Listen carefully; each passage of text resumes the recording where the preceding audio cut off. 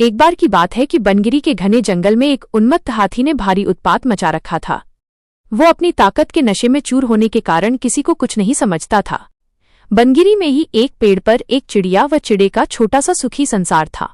चिड़िया अंडों पर बैठी नन्हे नन्हे प्यारे बच्चों के निकलने के सुनहरे सपने देखती रहती।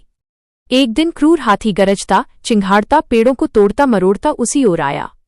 देखते ही देखते उसने चिड़िया के घोंसले वाला पेड़ भी तोड़ डाला। घोंसला नीचे आ गिरा, अंडे टूट गए और ऊपर से हाथी का पैर उस पर पड़ा। चिड़िया और चिड़ा चीखने चिल्लाने के सिवा और कुछ न कर सके। हाथी के जाने के बाद चिड़िया छाती पीट पीट कर रोने लगी। तभी वहां कठफोड़वी आई। वह चिड़िया की अच्छी मित्र थी।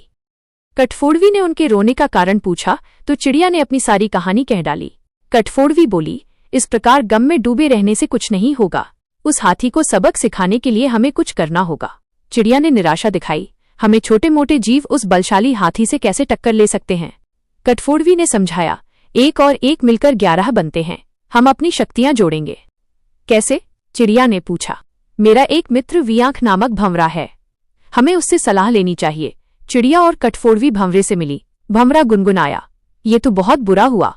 मेरा एक मेंढक मित्र है, आओ उससे सहायता मांगे। अब तीनों उस सरोवर के किनारे पहुंचे जहां वो मेंढक रहता था। भंवरे ने सारी समस्या बताई।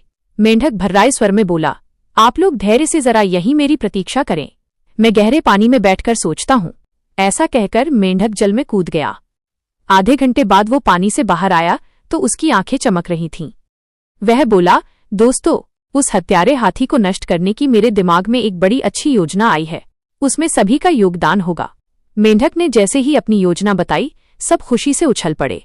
योजना सचमुच ही अद्भुत थी। मेंढक ने दोबारा बारी बारी सबको अपना अपना रोल समझाया।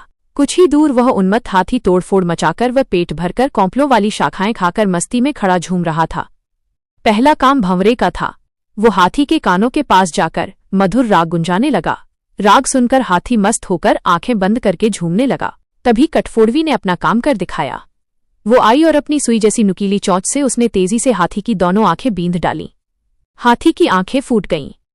वो तड़पता हुआ अंधा होकर इधर उधर भागने लगा। जैसे जैसे समय बीतता जा रहा था, हाथी का क्रोध बढ़ता जा रहा था। आंखों से नजर न आने के कारण ठोकरों और टक्करों से शरीर जख्मी होता जा रहा था। जख्म उसे और चिल्लाने पर मजबूर कर रहे थे।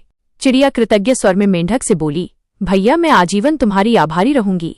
तुमने मेरी इतनी सहायता कर दी। मेंढक ने कहा, आभार मानने की जरूरत नहीं, मित्र ही मित्रों के काम आते हैं। एक तो आंखों में जलन और ऊपर से चिल्लाते चिंघाड़ते हाथी का गला सूख गया। उसे तेज प्यास लगने लगी। अब उसे एक ही चीज की तलाश थी, पानी। मेंढक ने अपने बहुत से बंधु बांधवों को इकट्ठा किया और उन्हें ले जाकर दूर बहुत बड़े गड्ढे के किनारे बैठकर टर्राने के लिए कहा। सारे मेंढक टर्राने लगे। मेंढक की टर्राहट सुनकर हाथी के कान खड़े हो गए। वो यह जानता था कि मेंढक जल स्रोत के निकट ही वास करते हैं। वो उसी दिशा में चल पड़ा। टर्राहट और तेज होती जा रही थी। प्यासा हाथी और तेज भागने लगा। हाथी आगे बढ़ा और विशाल पत्थर की तरह गड्ढे में गिर पड़ा, जहां उसके प्राण पखेरु उड़ते देर न लगी। इस प्रकार उस अहंकार में डूबे हाथी का अंत हुआ।